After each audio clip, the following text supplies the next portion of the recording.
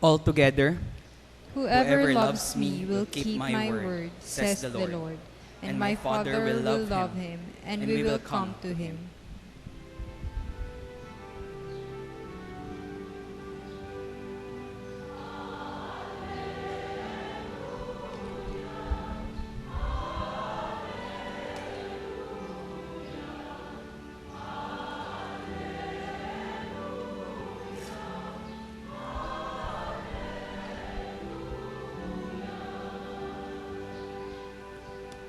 The Lord be with you. And with your spirit. A reading from the Holy Gospel according to John. Glory to you, O Lord.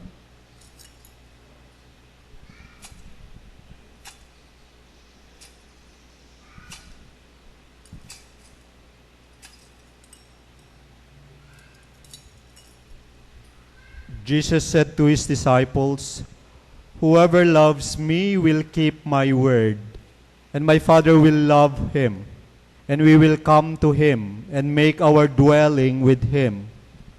Whoever does not love me does not keep my words. Yet the word you hear is not mine, but that of the Father who sent me. I have told you this while I am with you. The Advocate, the Holy Spirit, whom the Father will send in my name, will teach you everything and remind you of all that I told you. Peace I leave with you. My peace I give to you. Not as the world gives do I give it to you. Do not let your hearts be troubled or afraid. You heard me tell you, I am going away, and I will come back to you. If you love me, you would rejoice that I am going to the Father, for the Father is greater than I. And now I have told you this before it happens, so that when it happens, you may believe." The Gospel of the Lord. Praise to you, Lord Jesus Christ.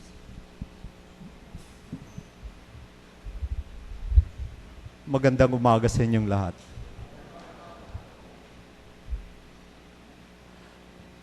Pag nilayan natin itong phrase na ito, no? Abiding presence in the risen Christ gives peace. The abiding presence of the risen Christ gives us peace. No? Our gospel reading today forms part the farewell discourse of Jesus. After Jesus washed the feet of the apostles, he started telling them goodbye. And in telling them goodbye, he is instructing them what to do and what will happen next. And in our gospel reading today, he was telling them, I will send to you the Holy Spirit. No? It will be your advocate. It will be your guide. It will be someone who will be always with you. No? You see, the risen Christ, after rising from the dead, and he was taken up into heaven, did not allow the disciples to be orphaned. Rather, he sent the Holy Spirit so that the Holy Spirit will be with them always. And if we're going to take a look at the economy of our salvation, it happened this way. In the Old Testament, the God who is very, very visible is God the Father. In the creation story, God the Father was there, creating everything. And we know the story. God the Father chose the chosen people of Israel so that he would be able to relate with them. And yet the chosen people Israel were unfaithful. They were disobedient to God. And so God the Father rose up prophets, no? Tell my words to my chosen people that they will come back, no? That they should be faithful, that they should be obedient to me. But we know the story very well. The chosen people kept on disobeying God. They went away. They really went away. And so God the Father had to send His Son. And He incarnated Jesus through the power of the Holy Spirit. And in the New Testament, God the Son, Jesus, is very evident. And yet we know the story, no? Jesus will die, no? He will be crucified on the cross. He will die, and yet He will rise up again after 3 days. And after 3 days, He will be manifesting Himself to the disciples. And in every time He manifests Himself to the disciples, His greeting is, "Peace be with you." Peace be with you. You see, the Holy Spirit God is the God that is present in the present church. We were not able to experience Jesus, the historical Jesus. And yet, the God we are experiencing now is God the Holy Spirit. But do we know the Holy Spirit? Do we go and pray to the Holy Spirit? Do we invite the Holy Spirit to be with us? We do not know the Holy Spirit. No? And yet, in our gospel reading today, in His farewell discourse to the disciples, He was telling them, "I will send to you the Holy Spirit." The Holy Spirit will be the one who will be abiding in you. That is why abiding presence of the risen Christ through the Holy Spirit gives us peace. If we are going to take a look at the first reading, no? Ganito yung nangyari. It was the first community of believers of Christ after the death of Christ. No? And there are two factions. The Jewish Christians, the Jew who became Christians, and the pagan who became Christians. Nagkaisa sila bilang isang community of Christians. Sinasabi ng mga Jewish Christian, kayong mga paganong Kristiyano, ito yung kailangan ninyong gawin upang you would be able to become truly part of this Christian community. First, circumcision. And second, you should follow the dietary rules. Pero sinasabi ni Paul, no, hindi na kailangan yan, no? Ang kailangan na lamang is faith in Jesus Christ, no? At dahil merong crisis, dahil nagkakagulo na sila, nagkaroon sila ng first council, the Council of Jerusalem, no? At napag-usapan nga nila ito, no? At kung titignan natin yung ating first reading, sinasabi, the decision of the Holy Spirit and us. Wala na ito. Sinasabi na namin itong letter na ito sa pamumuna mismo ni St. Paul, no? Dito sa mga churches na finound ni St. Paul, no?